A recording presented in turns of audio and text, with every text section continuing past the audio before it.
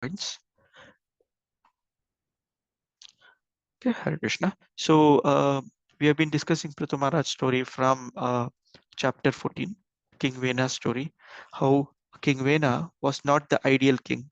Then we saw everywhere there were some philosophical takeaways throughout what we have been seeing in the last 8 chapters. So we'll probably recap a little how the Brahmanas cursed the king and he died. So the power of Vedic Brahmana was mentioned there, and the responsibility of the different ashramas and the varnas were mentioned, right? The Kshatriya Varna was supposed to be subservient to the Brahmanas because they were taking care of the praja as instructed by the Brahmanas. So we learned about that. We also saw how Maharaj Prithu and Mother Archi, they were both churned out of the body of King Vena because they wanted the next ruler, right? So the adharmas was increasing, if you remember those chapters. So if you don't have a proper ruler, then there are a lot of times that people take this misuse the position of the weaker members of the society. So they wanted a qualified king, and so they churned out from the body. So the obvious question was, how is it even possible that by churning the thighs and the hands, personalities can come? So this is a little achintya. This is, beyond our material understanding, but this is actually possible. Today we can talk about the test tube babies and creating something out of the DNA and all that. So it's possible. The Vedas, which is knowledge, has a lot of these information, which today to our materialistic brain that we have, it might be inconceivable. Then moving on, when Maharaj Prithu and Mother Archi appeared, all the various demigods came, they gifted and they glorified the position of King Prithu. And King Prithu had not even started his rule. So that's actually what we understand is what is the position of a Raja Rishi. When a personality is born, when the personality appears, here King Prithu himself being a Shakti Avesha avatar of the Lord, right? So when such personalities come, there are various people like the demigods and the highly knowledgeable saints, they understand the position. So we talk about astrology and all that. We talk about how there are places where you visit and show your horoscope or show your hand, and they look at it and they talk about various things. Today in Kali Yuga, this is not very genuine because there are such genuine people are very few. Okay, but in the previous yugas this was very much possible. So the various demigods came and gave different gifts to Prithu Maharaj, glorified him and told, you will be the right ruler. And Prithu Maharaj said, please don't glorify me now. Very humbly he said that, let me start acting in this way. And then as Prithu Maharaj started ruling, everything became nice. And Mother Earth, which had stopped giving the required, you know, grains and the minerals and the jewelry uh, during the King Vena's period, right? So because he was such a non-ideal king, now when Prithu Maharaj came back, it had not restarted. So there's a very nice section that we saw where Mother Earth was chastised by the king, and Mother Earth spoke about how she is actually her praja, right? So she's her citizen, and it was a responsibility of the king to take care of her. And she started producing everything, and the place became very glorified. So this king now becomes the ideal Raja through his act as well. Earlier it was through his character. Now it is also he acted that way. Then we heard the nice story of the king performing the Ashwamedha Yajnas. How many? The 100 horse sacrifices. And he wanted to do that. He established a very wonderful ceremony. And then you saw that after 99 ceremonies, Indra actually started stealing the horse. And it basically what we understand by Indra stealing the horse, the last horse, right? So after 99, the 100th horse that was supposed to be sacrificed in the Ashwamedha Yagna, he steals it. It shows the vulnerability of the position of demigods. Okay, and then we saw a lot of discussion around King Indra's position. The horse goes once, then the son of Prithu Maharaj brings it back. Again, the horse is stolen. Prithu Maharaj himself gets into the act. He wants to he wants to chop off Indra. When this happens, Brahmaji himself comes there. Then he asks Prithu Maharaj not to kill Indra because Indra uh, was very scared of his position. Then you had the appearance of Lord Vishnu. Narayan himself appeared there along with Indra, and he told King Prithu that, you know what, you don't need to kill him and you don't need to do your 100th sacrifice, because by doing 100 Ashwamedha Yagnas, you would become the next Indra. By doing 99, you have achieved a position greater than that of Indra. Why? Because Swayam Narayana and Lord Brahma have appeared in front of someone who's done 99 sacrifices, asking him, it's okay, you stop here. You have achieved what needs to be done. Right? So we saw all this. And just before Lord Vishnu went back, he gave a benediction. What did he say? You will be visited by saintly devotees shortly. Okay, he says this, and then in the previous chapter, Prithu Maharaj was giving instructions to his praja, and he was guiding them. So that's what we saw. So this, with this background, where you had Lord Narayan actually blessing the citizens and blessing Prithu Maharaj that saintly devotees will visit you. That's what we will actually see in today's section, which is Prithu Maharaj being visited by the four Kumaras. So this is the flow of what we be seeing. So basically, today's chapter is extremely pleasing. It's very nice. So there are two parts to the chapter. The first part is more on the glories of Sadhu Sangha. So we keep hearing from the Shastras, Sadhu Sangha, Sarva Shastra Kohe, Lavamatra Sadhu Sangha, Sarva Siddhi Hoye. Lavamatra, a moment's association with pure devotees. Sarva Siddhi, all perfections are achieved. Okay, so the verdict of all revealed scriptures is that even a moment's association with the pure devotee can one attain all success. So we'll see about this. We'll also see how association with devotees purifies the heart and leads one to perfection. So we have our own material contaminations, we have our own material desires that are not going away. In association of devotees, we understand that it can go away. We'll see some practical examples. I always remember this example of when we go to a yatra, when we go to the Vrindavan with devotees, or we go to Srida Mayapur or Jagannath Puri, such places, you will see that we are there for 10 days. In those 10 days, rarely, rarely we would probably get into our mobile phones trying to see who's got the latest update, what's happening on YouTube, what's the cricket score, what is happening on political side, because you're so busy engaged in devotees. You are supposedly serving the devotees in association, because if someone is not doing service, he or she, you would see the Prabhuji or Mataji is chanting 64 rounds, some people even chanting 108 rounds. Oh, okay, either you chant more rounds, hear the Harikatha, or do service, set up things, you serve Prashadam, you are so busy. That means automatically the anarthas that you thought you cannot get away from when you are in a place like Bangalore, right from the morning you have your mobile phones giving messages from office, from relatives, from friends, that this there you are not bothered about these things. Also, you would see in this chapter about the rare opportunity of devotional service and association of devotees, the rarity of someone like the Kumaras or someone who is elevated devotee giving you association. And frankly, thanks to Srila Prabhupada, it's available to all of us, all around us. It is up to us if we want to pick up that or we want to hide.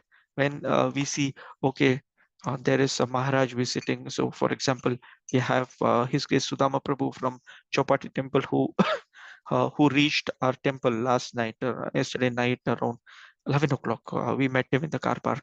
So he's come here. So he'll be giving association for the next 1 week. There's some messages that are floating around, right? So from tomorrow morning's Bhagavatam class all the way for the rest of the week, he's giving association. So it's our choice. Do I want to associate with such a wonderful Vaishnava who's come?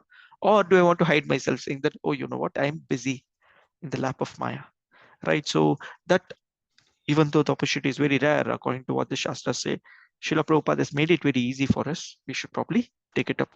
And finally, we will see how true wisdom results in detachment from material desires.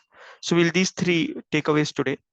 The second half of this chapter, I'm not sharing my screen, right? Okay, let me quickly share my screen.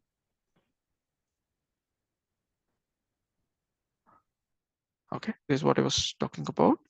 So what we will see today. So the first part, we will see how Prithu Maharaj wonderfully welcomed these Kumaras. We'll learn about how to welcome wonderful devotees, saints. How should we associate with them? The rarity of their darshan, that's what we were just talking about, and how fortunate it is for a householder to receive, and who are those unfortunate householders who do not bother to serve such Vaishnavas.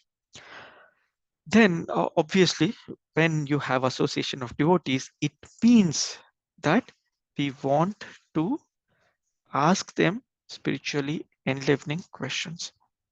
Okay, so not only how are you doing, how am I doing, it's also what is it that I should be doing to improve my spiritual situation.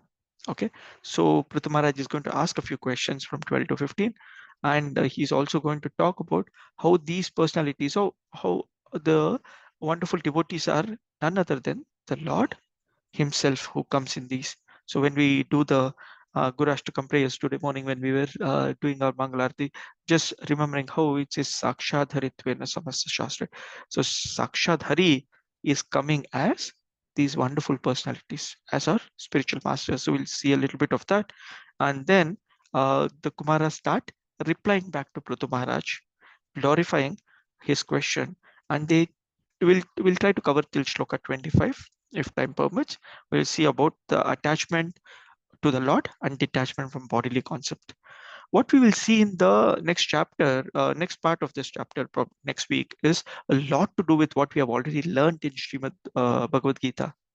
Right, so about the body, the soul, the super soul, attachment and detachment, and the four purusharthas leading all the way to moksha being the most important of it, dharma, artha, kama, moksha. So moksha being the topmost, and we'll talk a little bit of bhakti, mishra, jnana, because the Kumaras themselves were impersonalist, and then they became perfected devotees who are head of the Vaishnava Sampradaya, Kumara Sampradaya, right?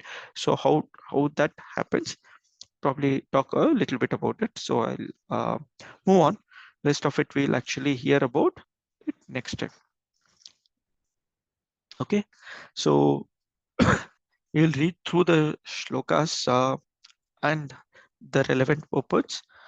So before that, let's do a quick invocation. Om Namo Bhagavate Vasudevaya. Om Namo Bhagavate Vasudevaya. Om Namo Bhagavate Vasudevaya. नारायणं नमस्कृत्य नरं चैव नरोत्तमं देवीं सरस्वतीं व्यासं ततो जयमुदीरयेत् नष्टप्रायेषु अभद्रेषु नित्यं भागवत सेवया भगवती उत्तमश्लोके भक्तिर्भवती नैष्टिकी मूकं करोति वाचालं पङ्गुं लङ्घयते गिरिं यत्कृपातमहं वन्दे श्रीगुरुं दीनतारिणं परमानन्दमाधवं श्रीचैतन्येश्वरम्. Okay, so chapter 22, Prithu Maharaj meeting with the four Kumaras, text 1. Maitreya Uvacha Janishu Tatsva Evam Pritum Prutula Vikramam Tatropajagmurmunayas Chatvarah Surya Varchasaha. Translations and purports by Srila Prabhupada, Jai Srila Prabhupada. Translation: the great sage Maitreya said, while the citizens were thus praying to the most powerful King Prithu, the four Kumaras, who were as bright as sun, arrived on the spot. Seeing the glowing effulgence of the four Kumaras, the masters of all mystic powers, the king and his associates could recognize them as they descended from the sky. Purport: the four Kumaras are described here as Siddheshwaran, which means masters of all mystic power. One who has attained perfection in yoga practice immediately becomes master of the 8 mystic perfections. To become smaller than the smallest, to become lighter than the lightest, to become bigger than the biggest, to achieve anything one desires, to control everything, etc. These four Kumaras or Siddheshwaras had achieved all the yogic perfectional achievements, and as such, they could travel in outer space without machines. While they were coming to Maharaj Prathu from other planets, they did not come by airplane but personally. In other words, these four Kumaras were also spacemen who could travel in space without machines. The residents of the planets known as Siddhaloka can travel in outer space from one planet to another without vehicles. However, the special power of the Kumaras mentioned herewith is that whatever place they went to, they would immediately become sinless. During the reign of Maharaj Prithu, everything on the surface of this globe was sinless, and therefore the Kumaras decided to see the king. Ordinarily, they do not go to any planet which is sinful. Om Ajnanatimirandasya Jnananjana Shalakaya Chakshurunmilitamena Tasmai Shri Gurave Namaha Shri Chaitanya Manovishtam Stapitamena Bhutale Swayam Rupa Kadamahyam Dadati Swa Padantikam Vandeham Shri Guru Shri Uttapatakamallam Shri Gurun Vaishnavamscha Shri Rupam Sakrajatam Sahagana Raghunathan Vitam Tam Sajivam Sadvaitam Savadutam Parijana Saitam Krishna Chaitanya Devam Shri Radha Krishna Padan Sahagana Lalita Shri Vishakan Vitamscha हे कृष्ण करुणा सिंधु दीनबंधो जगतपते गोपेशा गोपिका कांता राधा कांता नमोस्तुते तप्त कांचन गौरांगी राधे वृंदावनेश्वरी ऋषभानुसुते देवी प्रणमामि हरिप्रिय वाञ्छाकल्पतरुभ्यश्च कृपा सिन्धुभ्येव च पतितानां पावनेभ्यो वैष्णवेभ्यो नमो नमः नमः ओं विष्णुपादाय कृष्णप्रेष्ठाय भूतले श्रीमते भक्तिवेदान्त स्वामिनिति नामिने नमस्ते सरस्वते देवे गौरवाणी प्रचारिणे निर्विशेष शून्यवादी पाश्चात्य देशतारिणे जय श्री कृष्ण चैतन्य प्रभु नित्यानंद श्री अद्वैत गदाधर शिवासादि गौर भक्त वृंदा हरे Krishna Krishna Krishna Hare Hare Hare Ram Ram Ram Hare Hare Krishna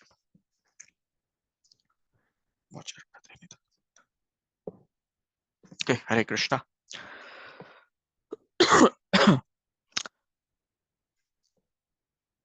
okay so the kumaras have now arrived, so their arrival itself is very nicely mentioned, right? So they are flying in the air and they are coming. So we have heard of the spiritual spacemen. Right, so we have heard of Narad Muni. We usually call him as the spaceman. There are others as well who have achieved these siddhis. They are part of the Siddhaloka. If you look at the 14 planetary systems, right before the Brahmaloka, we'll have the other loka, right? So Mahaloka, Janaloka, Tapaloka, and so on, right? So one of these lokas is also the loka where the Siddhis or Siddhas stay. Okay, this is the Siddhaloka, and they have got all these mystic powers, Anima, Nagima, Mahima, and so on. So these personalities are coming from there, from the sky. Now, it's also mentioned that such personalities are flying all around us. So if you remember, if someone asks, where is, where do we have, Narad Muni? Narad Muni's work is what? Keeps traveling across, right? So if you when we go to the 6th canto, you will actually see how Narad Muni was cursed by Daksha to not stay in one place, and Narad Muni was very pleased. Okay, now that you have cursed me, I have no residence. It's better for me to keep traveling. So these personalities keep traveling.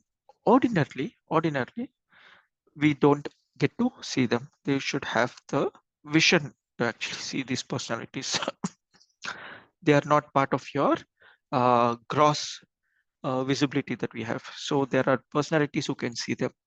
And we remember how Srila Prabhupada, during the opening of your Radha Londoneshwara temple in London, he said that your Hanumanji and Narad Muni are here visiting.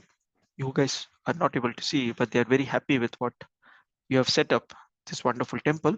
So they are very happy and they are here, right? So like that, these personalities are not visible to the ordinary people, but elevated souls can see it. So Prithu Maharaj and his people are seeing them. And what happens when you see such a personality who have come there unwelcomed at this point, right? So Prithu Maharaj was giving instructions to his people, and his people were actually glorifying the king. That's where we saw the previous chapter ending on. Suddenly in that assembly, they're seeing this personality. So immediately Prithu Maharaj became a little anxious. Arey, ye kya ho gaya? Right? So seeing the four Kumaras, Prithu Maharaj was greatly anxious to receive them.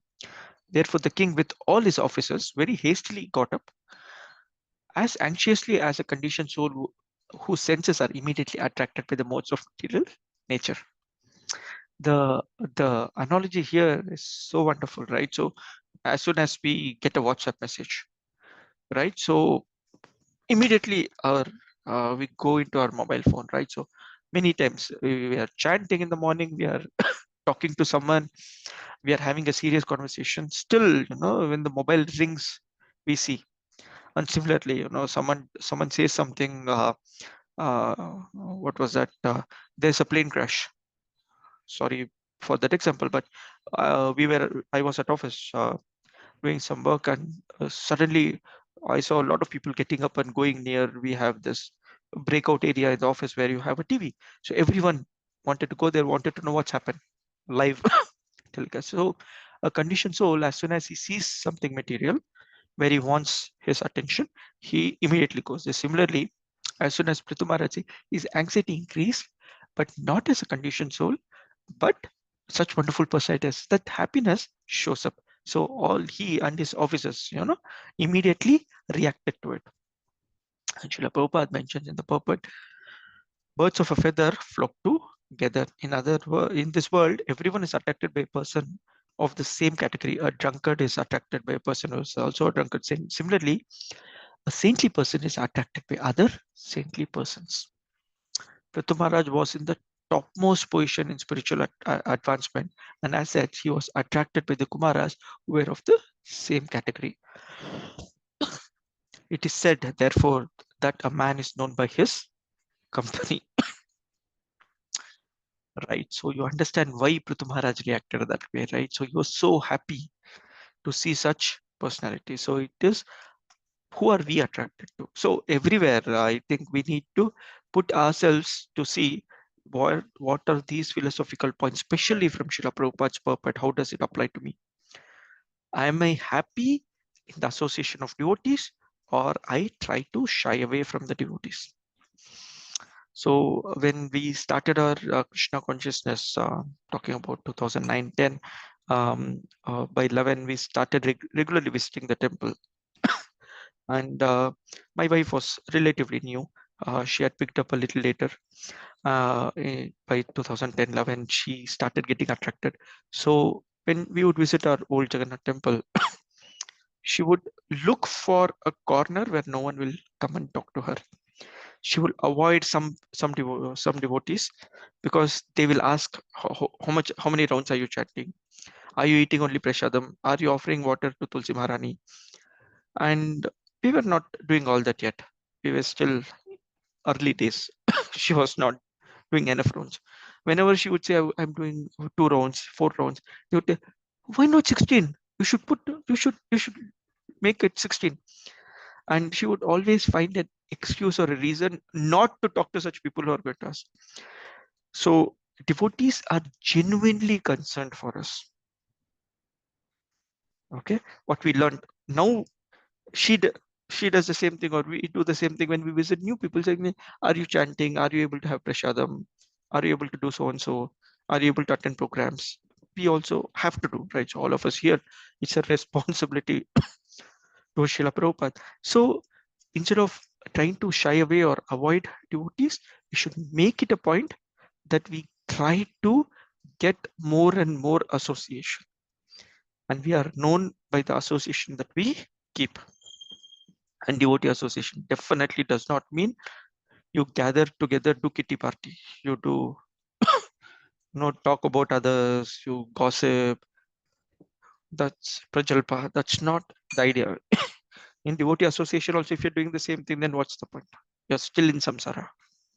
We are supposed to get out of samsara. So association of devotee means, how can we get closer to the Lord?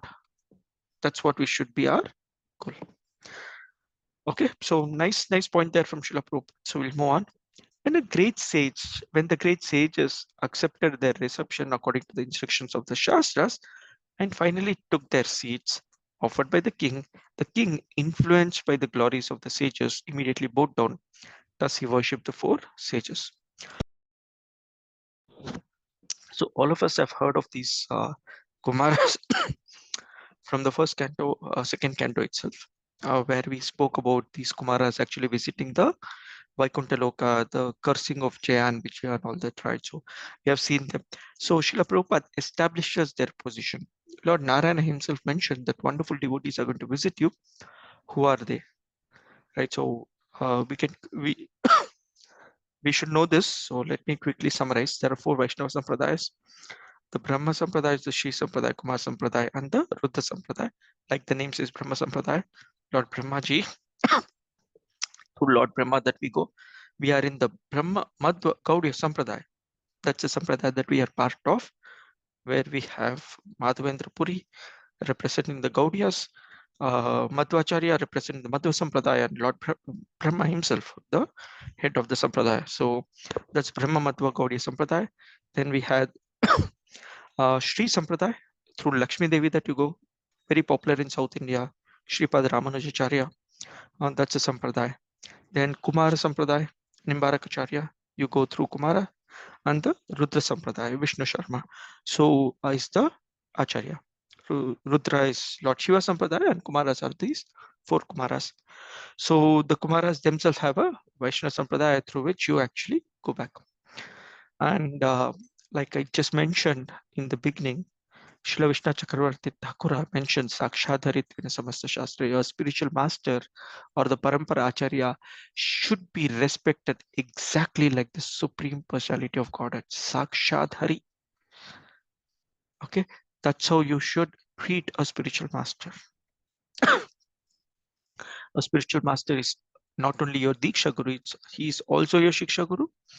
And any Shiksha Guru or any person you take Shiksha from obediently, and we should always respect them with all great care that we actually do to the Supreme Lord.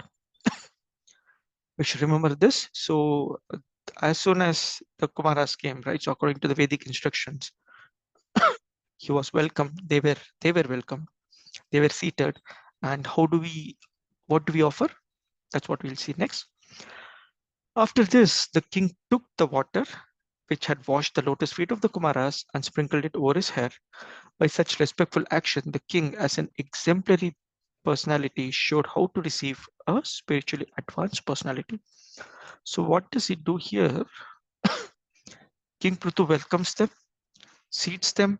He and his wife and his praja, they actually wash the lotus feet of the sages and sprinkle it on their head. They take the charan dhuli of these wonderful Vaishnavas. And as a king, he does it. That exemplifies or shows the position of King Prithu. Have you heard this elsewhere? Well, if you look into any of the Shastras, you would see this in many, many places. How Lord Krishna himself received the sages, including Narad Muni when they came to Dwarka. How the Pandavas received the different sages, including Durvas Muni. A little here and there, Durvas Muni would get angry. Durvas Muni with his multi-thousand disciples would visit. Like that, you would see that throughout the Shastras, these great personalities are visiting and they are very nicely taken care of by the king. The king has to be an ideal Vaishnava. That's what it says here. Prithu Maharaj was an ideal Vaishnava. Therefore, he taught others by his personal behavior how to receive and respect saintly persons like the Kumaras. When a saintly person comes to one's home, it is the Vedic custom first to wash his feet with water and then sprinkle that water over the head of oneself and one's family. Prithu Maharaj did this for he was an exemplary teacher of the people in general. Here, we'll take a moment. This highlighted in red, right? So when a saintly person comes to one's home, Now in Kali Yuga, so we don't have the saintly persons visiting us just like that, right? So if you look at Sukadeva Goswami's story, you would see that okay, he would go to about 3 houses in a day, because he was a sannyasi, right? So he would visit them. He would wait only till the moment they will be able to, milk a cow. And if they offer something, he would take. If they offer nothing, he would move away. What does he do? He'll preach about the glories of the Lord. That's what it means by a saintly person visiting us. Now, as grihastas, one of the things that we need to learn is we have to, not we try to, but we have to invite wonderful personalities to our house. It is a duty. And every time you have a person who is visiting us, your spiritual life progresses. Every time you have the right person visiting us, your spiritual life goes up. And I can vouch for it because I personally had this wonderful experience long back, probably around the time we just got initiated. Till then, you would have devotees sometimes coming up to our house. We had Bhakti Viksha, so we used to do the Vyuha program where we had some nice Vaishnavas who would come to our place as well and all that. But we got initiated around 2016, and right after our initiation, we had a wonderful devotee from our temple, a very, very senior Vaishnava. His case Sachidulal Prabhu. He had called me one time. I was at office and there was no one at home. Uh, there was no one at home. I had the keys. So he called me late in the night. I used to work quite late. So he had called me around 9 o'clock in the evening. He told me, "Hey, Sanatan, what are you doing?"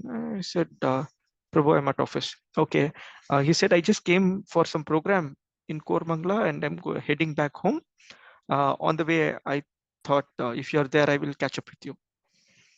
I said, "Prabhu, I'm still working at office. So if you could wait, I'll come." He said, "No, no, no problem. I will continue." He was on a two-wheeler, very senior, right? So he was 50 plus, and following Casey from very, very long time, from the 80s.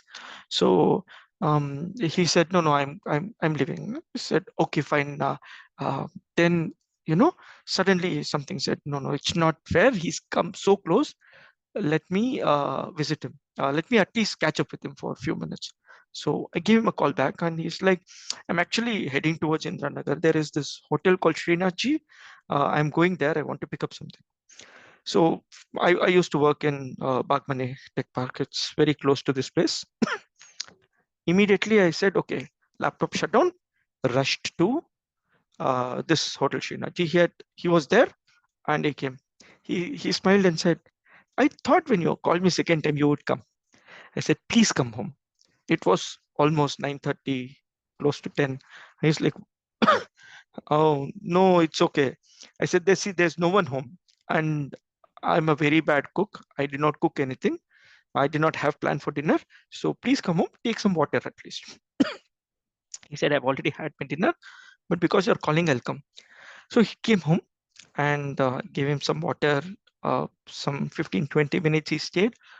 He said, "Okay, how is your Casey going?" He's a very wonderful devotee, right? He gave me some messages. He left. So pretty late in the night, 10 o'clock he goes, and he left. 10 minutes later, I got a call. I got a call from His Grace Anadi Jagannath Prabhu, and some of you might know him as well. Both these Prabhujis are today not among us. Both Sajjal Prabhu and Anadi Prabhu left their bodies. So my story is my story, right? So none of you can cross verify. Anyway, Anadi Prabhu called me and he said, "Sanatan, what are you doing?" I said, "I just reached back home." He said, "Can you take a quick bath, come to the temple? Because there is Chandan Yatra and we need to dress their lordship with Chandan and we don't have any devotees. Are you available?" I said, "Absolutely. Absolutely. If you have had food, go take a bath." I said, "I didn't have my food, but I'll take a bath." I immediately rushed, and that was the first time I was entering the altar trust their lordships. Nitai Chaitanya, our God Nitai deities, and I was doing the Chandan along with one senior Pujari who was there. There were no other devotees who were available at that time, and they're talking about 11 in the night. Because next day morning for darshan, we had to keep them ready.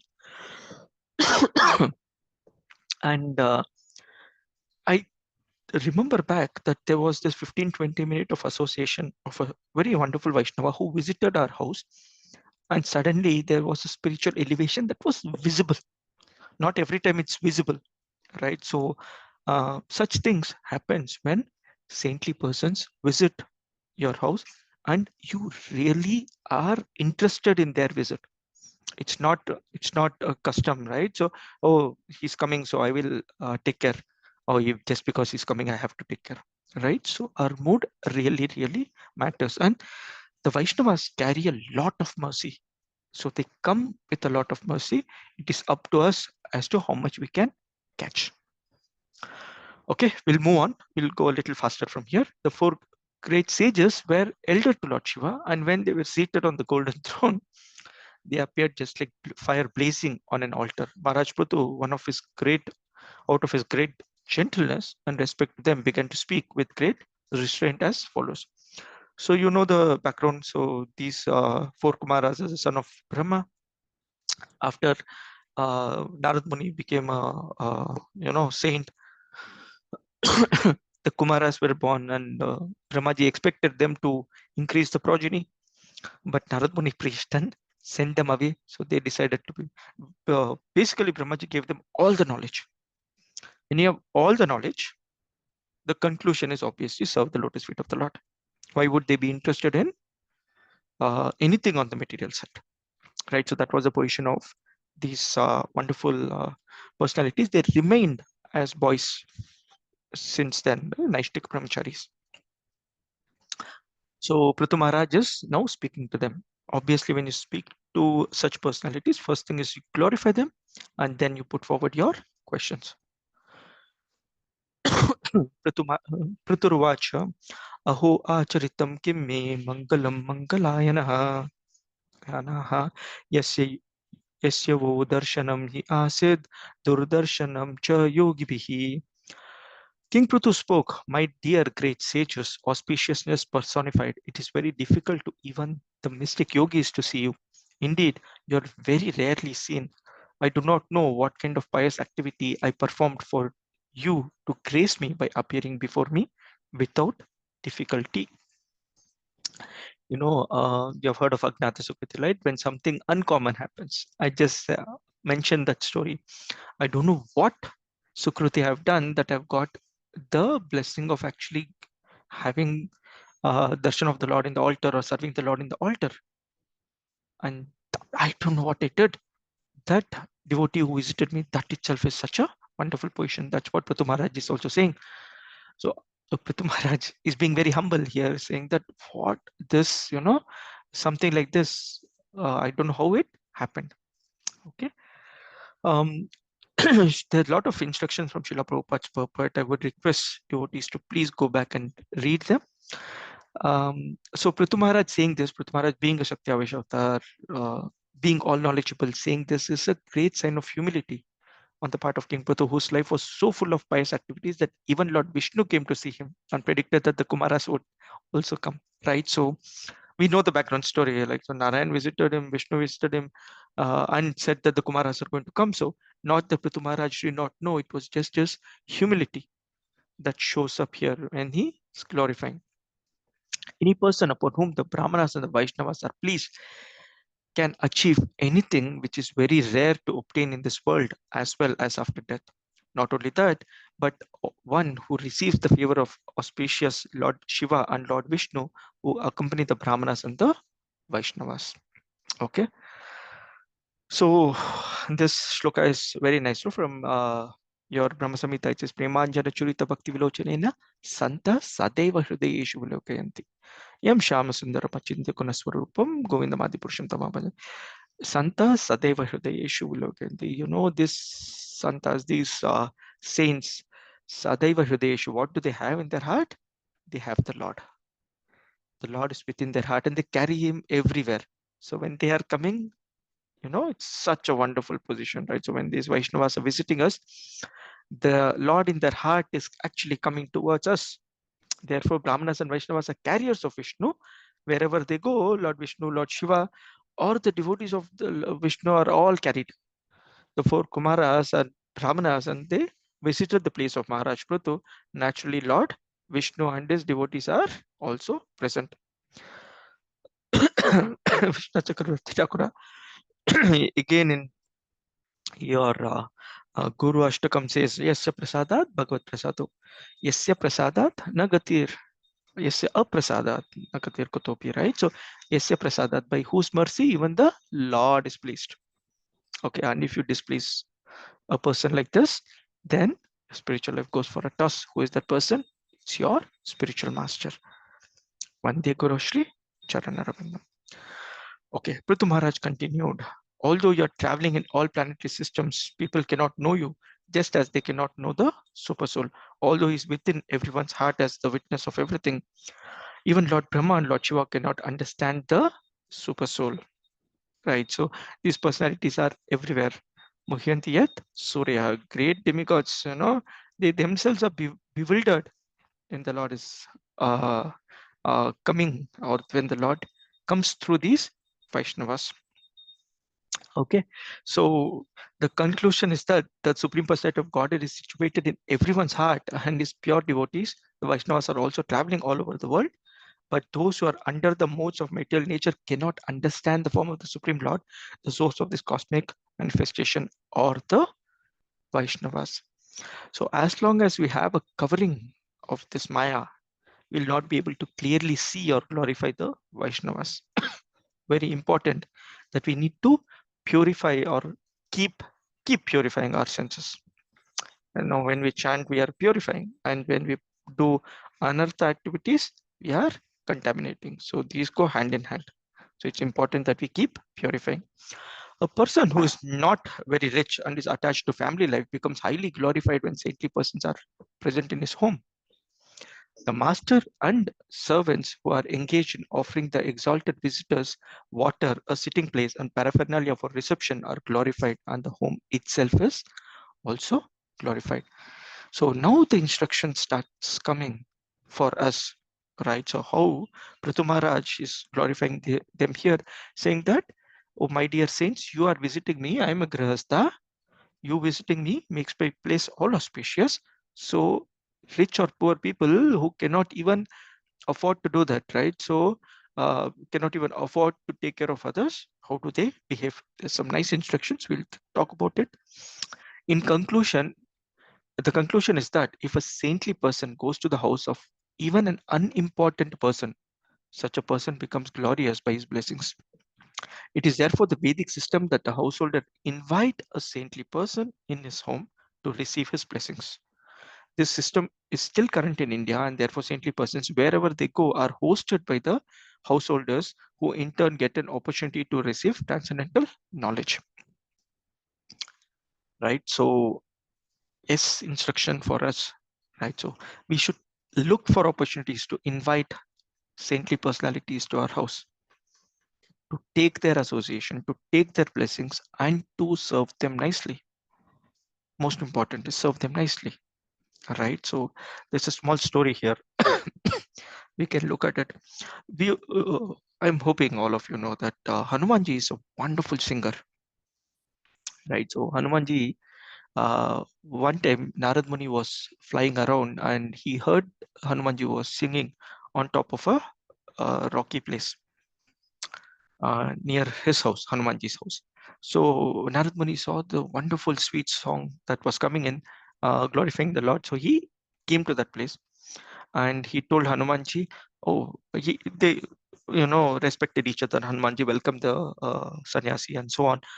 Then he said, can please continue singing.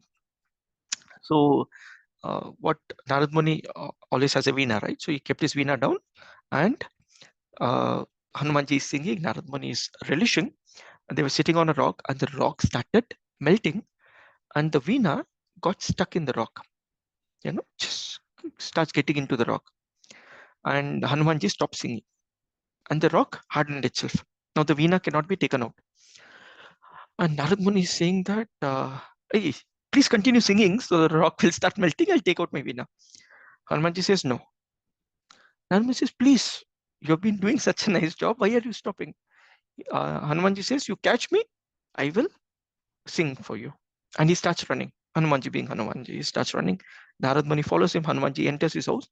He goes to every room of his house, every corner of his house, and he comes back to the rock. And Narad Muni also follows him everywhere and comes back to the rock. And Hanumanji then says, okay, now I will sing. I'll take your veena out and give it to you. Hanuman says, "Tu pehle kar leta. Why do you want to do all this? You know." And Hanumanji says, I wanted your lotus feet to come into my house and visit every place. That's why I requested. You two, please come. You usually don't enter a Grahastha's house like me, right? So why will you enter? So I thought I'll take you. And the story continues. But for us, the takeaway here is we should not be like Hanumanji, forcing devotees to enter, but we should be in the mood to understand that when the lotus feet of the devotee actually falls into our house becomes auspicious. So earlier it was more common that we used to have devotee programs together, Vyuha programs where we had multiple Bhakti Viksha members and senior Vaishnavas coming together, Kirtan Sandhyas at home and so on. Now, because thanks to COVID and thanks to these online classes, we are all very happy. I mean, how am I at home? No one bothers. I can turn on a video, wear a Vaishnava cloth and behave like a Vaishnava. Oh, I don't need to look at how clean my altar is. I don't need to do anything else, right? So during your Damodar month, it was very common that we would visit multiple homes. These days, it's become so rare because everyone is busy in their own life. They don't want devotees visiting. So if we are among those who do not welcome the Vaishnavas, here is a very important lesson for us. A householder has to invite saintly persons in the house and receive their blessings.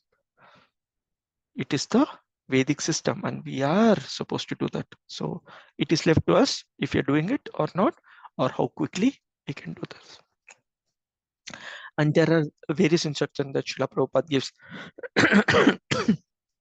In fact, Srila Prabhupada says, see, in India, so he gives the example of in Vraj. So he was telling his disciples, so they were all going as usual in the morning walk, and Srila Prabhupada enters into someone's farm. Accidentally, through his way, he just enters into someone's farm. And immediately, the owner of the farm and his family came, paid obeisances to Srila Prabhupada, and they glorified Srila Prabhupada, saying that, Aap jaise mahan, wonderful Swamijis, when you enter, our farm becomes very auspicious, our house becomes very auspicious. Please welcome and have some prasad from our place and so on. So they did that, and some of his foreign body disciples were very surprised. And Srila Prabhupada mentions, see, if in your country, if I had entered into someone's house, a garden or a garage, they would call the police, they would immediately chase me out, or they would send their dogs, or they would even take a gun and shoot. But in India, when they see a saffron cloth person, they welcome him, and irrespective of their position, I'm rich, I'm poor, I'm able, disabled, whatever it is, the way they welcome, it's very, very, very important.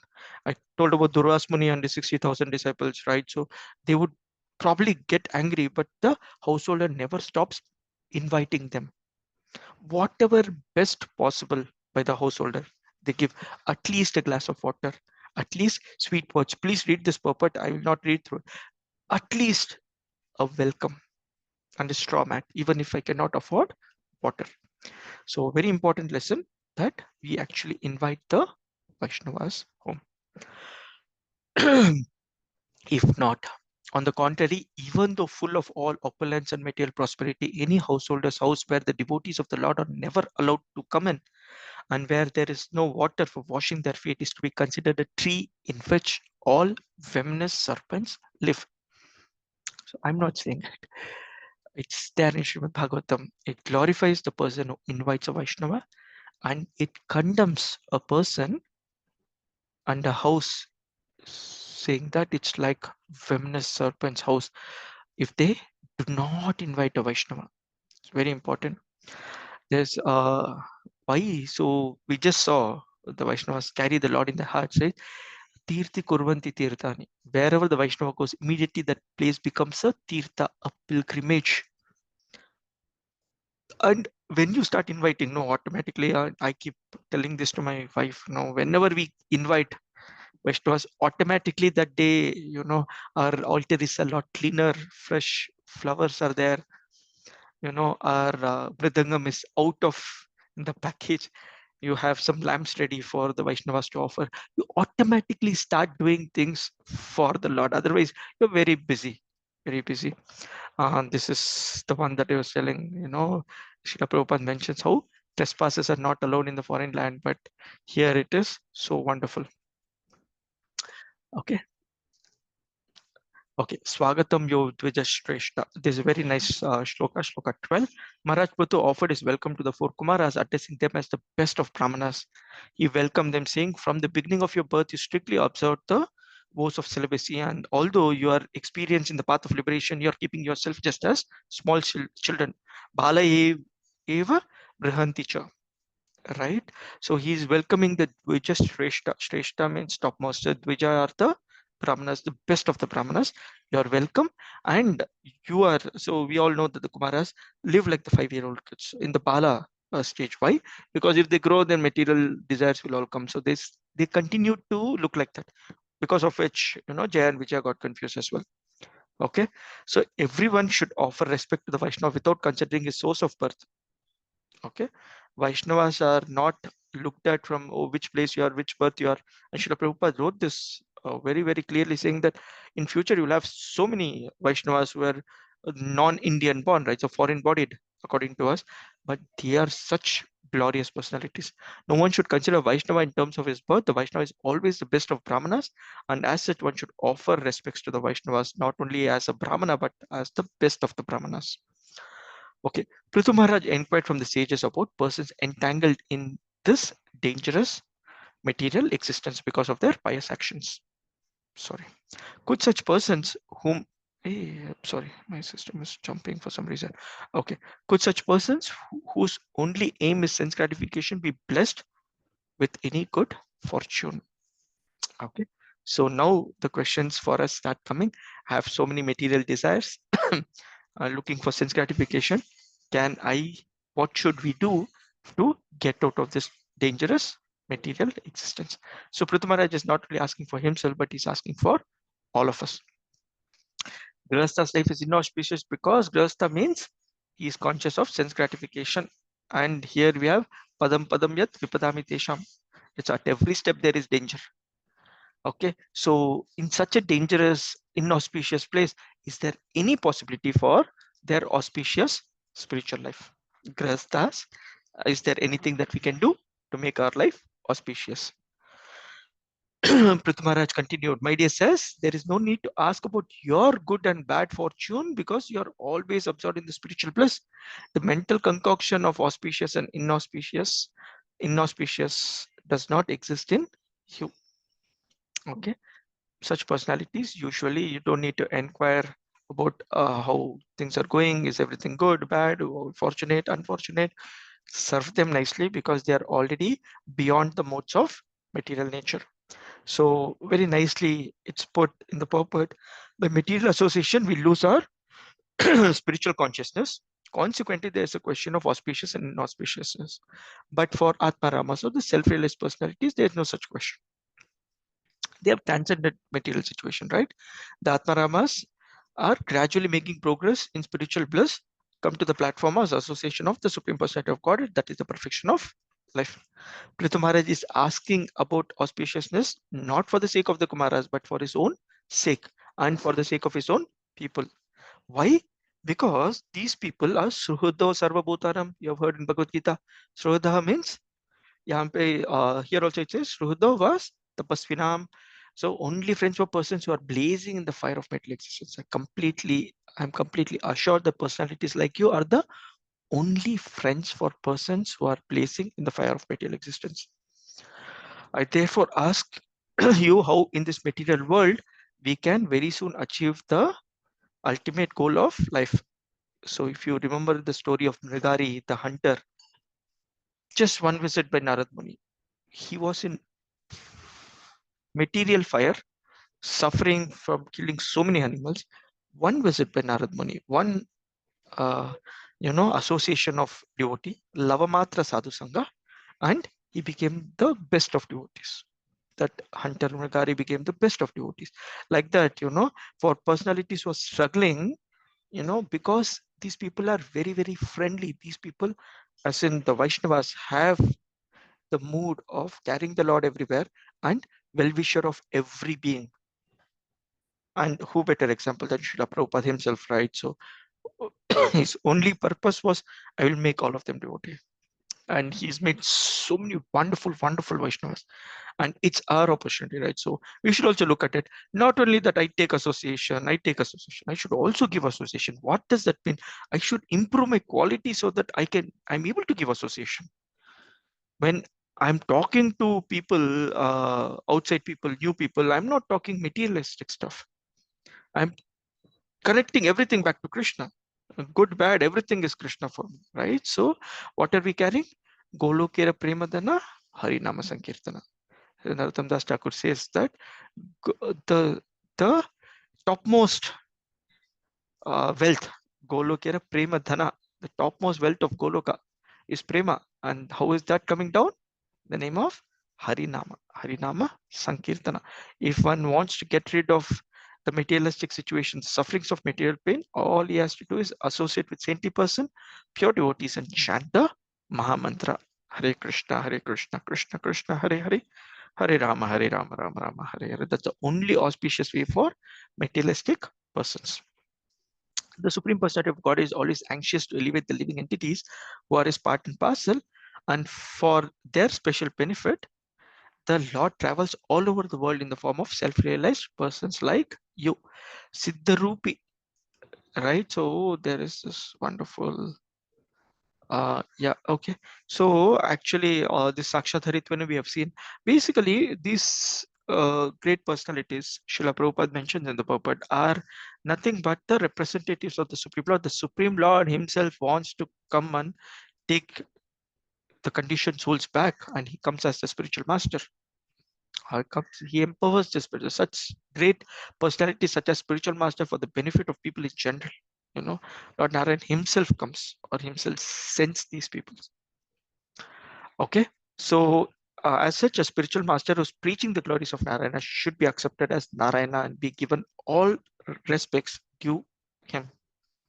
Whatever respect that we are giving the Supreme Lord, that is what we give for the spiritual master, because he's Sakshad Hari. The great sage Maitreya continued, thus Sanat Kumara, the best of the celibates, after hearing the speech of Prithu Maharaj, which was meaningful, appropriate, full of praise words, and very sweet to hear, smiled with full satisfaction, began to speak as follows. So this shloka all of us know, Yasyati Bhaktir Bhagavati Akinchana Sarvair Gunais Tatra Samasate Suraha.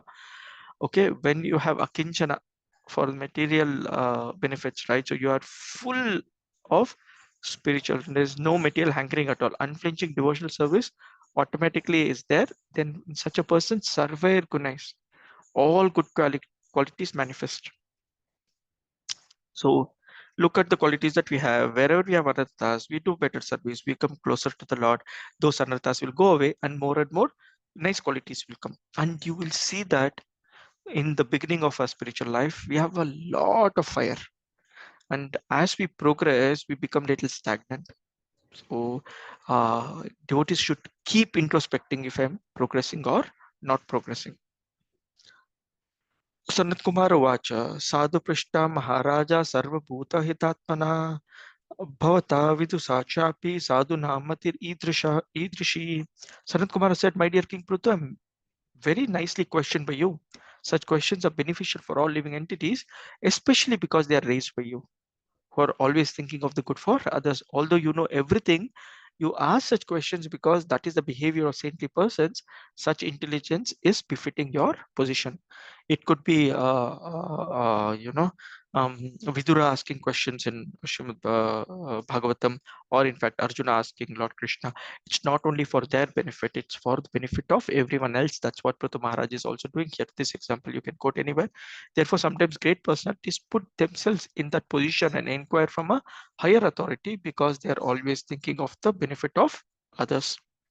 When there is congregation of devotees, their discussions, questions, and answers become conclusive to both speaker and the audience. Thus, such a meeting is beneficial for everyone's real happiness. So, whenever such discussions of the Lord happen, it's not that we only get benefited when we are asking questions.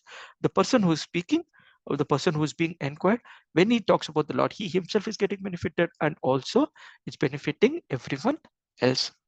Sanat Kumara continued, "My dear king, you already have an inclination to glorify the lotus feet of the Supreme Personality of Godhead. Such attachment is very difficult to achieve, but when one has attained such unflinching faith in the Lord, it automatically cleanses lusty desires from the core of the heart." All of us have our own set of anarthas in the core of our heart.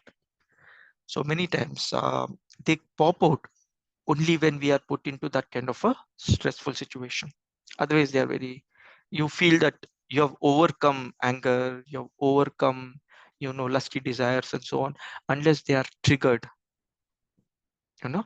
But when we are serving the lotus feet, or when we are inclined to glorify the lotus feet of the Lord, automatically these anarthas which are deep rooted in the core of our heart, these impressions that are very difficult to get out, they get cleansed.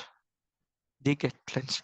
So they're replying back saying that by association with devotees, dirty things within the heart of the materialistic man are gradually washed away by the grace of the Supreme Lord.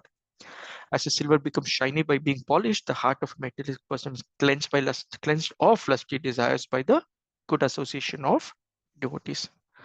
So today's theme is this association of devotees, and what is the benefit of association. So you can see all those qualities that are anarthas, that those qualities that you want to or you have to get rid of, these are all cleansed away when you are in association of devotees. Automatically you become clean. Automatically your thoughts are very progressive for spiritual life. When you're with devotees where they are talking about what to offer to the Lord, how do I serve the Lord, Rath Yatra is coming, what are the services I should take up, you don't have time for lusty desires, right? You have to start very consciously thinking of the Lord. That's what we should be doing. So it has been conclusively decided in the scriptures after due consideration that the ultimate goal of the welfare of human society is detachment from bodily concept of life and increased and steadfast attachment for the Supreme Lord, who is transcendental beyond the modes of material nature. This is a very important shloka, shloka 21, because this is the first instruction that they're giving, that we are supposed to look beyond the body. We should detach ourselves from the bodily concept. That means we should engage in serving the Supreme Lord. Attachment for the Supreme can be increased by practicing devotional service, inquiring about the Supreme Personality of Godhead, applying Bhakti Yoga in life, worshipping the Yogeshwara, the Supreme Personality of Godhead, and by hearing and chanting about the glories of the Supreme Personality of Godhead. These actions are pious in themselves. Look at the actions here. They're very nicely summarized by Prahlad Maharaj. You will see it here as well. So where he talks about the Navavidha Bhakti. What should we do? Shravanam Kirtanam Vishnu Smaranam Padasevam Marchanam Vandanam Dasyam Sakyam Atmanivedanam. Right? So these bhakti, when we do, we become cleansed of our anarthas, stronger in our spiritual life. Dridavitaha. We are very strong in our service to the Lord. Okay, so that should be our position. One has to make progress in spiritual life by not associating with persons who are simply interested in sense gratification and money making. Not only such persons, but one who associate with such persons should be avoided. One should mold his life in such a way that he cannot live in peace without drinking the nectar of glorification of the Supreme Personality of Godhead Hari. One can be thus elevated by being disgusted with the taste for sense gratification. So here it is very, very simple. So the previous shloka spoke about the glory of associating. Here it talks about the importance of not associating with people who are not interested in spiritual life. So there are two things in association, right? So one, taking association, one is giving association. So for people who are not just interested in spiritual life, you give them association, try giving them spiritual life. And for people who are, interested in spiritual life, you associate with them so that you are also progressing with them, or sometimes you are learning and progressing under them. Okay, so otherwise it is kutumba bharanenava, right? So typical materialistic person, daytime working, nighttime sleeping, sense gratification, and life just goes on.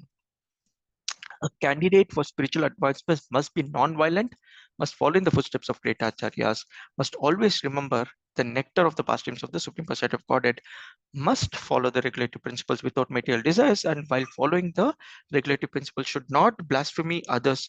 A devotee should lead a very simple life and not be disturbed by the dualities of opposing elements. He should learn to tolerate them. So I've just summarized the purpose. It says Bhagavan is conquered by bhakti, not by austerity, learning, or detachment alone. Right? So Bhagavan is conquered by bhakti. So everything else is subservient. You're not a learned devotee. You should be a serving devotee. Not only learn. I mean, you should be learned serving. So we'll end with this shloka 25, which is also very important. The devotee should gradually increase the culture of devotional service by constantly hearing of the transcendental qualities of the Supreme Personality of Godhead. These pastimes are like ornamental decorations on the ears of the devotee. By rendering devotional service and transcending the material qualities, one can easily be fixed in transcendence in the Supreme Personality of Godhead. Okay, what are the ornaments for the ears of a devotee? They are the pastimes of the Lord. So always remember this, that as and when we hear the pastimes of the Lord, we will keep progressing in our spiritual life. Right, so this is the glory of association. I would probably end with a small pastime that many of us would be knowing, and then if there are any comments or questions, I'll probably take 2 minutes with this pastime. So there was a person who actually was from Ohio, if I'm right. He was anyway. He finished this. I'm trying to recollect from University of one of the US personalities. He studied, he finished his graduation, did not find a job. He came to San Francisco, and there he took the work of a taxi driver. Some of you might have got a clue of what I'm telling. So he became a taxi driver. He was riding, but he always had a some kind of craving to understand about spiritual life. And then in the 1960s, late 1960s, he met Srila Prabhupada, and he attended Srila Prabhupada's one class where Srila Prabhupada spoke about a free class, and spoke about spirituality and about yoga, the topmost yoga kind of a class. So this person attends one class. The next time he sees, he comes back, and his life savings was about $5,000. That's what he had saved, and he gave everything to Srila Prabhupada. He gave everything to Srila Prabhupada within the first 2 visits, right? So one association of Srila Prabhupada, one hearing of lecture, and transformed his life. And then he came and started staying in the temple. He left the job of a taxi driver, and he established the San Francisco temple. Not many of them know, because he would never come in the front. He would do everything at the background, from cooking, cleaning, getting everything ready, driving devotees to the various places for shopping, for preaching, for book distribution. He would do all those background services. And he, in fact, built the Jagannath Ratha for the very first Rath Yatra in San Francisco. And his name is Jayanand Prabhu. Jayanand Prabhu, all of us know. And just to summarize, even today, even today, when ISKCON runs a Jagannath Rath Yatra anywhere in the world, Srila Prabhupada mandated them that they would have a photo of Jayanand Prabhu on the Ratha, on the cart. That's what is service. And Srila Prabhupada mentioned that if you want to learn what an ideal service looks like, look at and learn from Jayanand Prabhu. So one moment's association of Srila Prabhupada transformed a person's life. So we have our opportunity to associate with Srila Prabhupada through his books, associate with wonderful acharyas who are disciples of Srila Prabhupada, our own spiritual masters. So please make it a point that we take association of devotees seriously and serve them.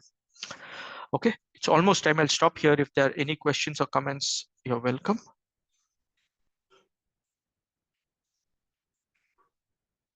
Hare Krishna Prabhu, Danat Pranams.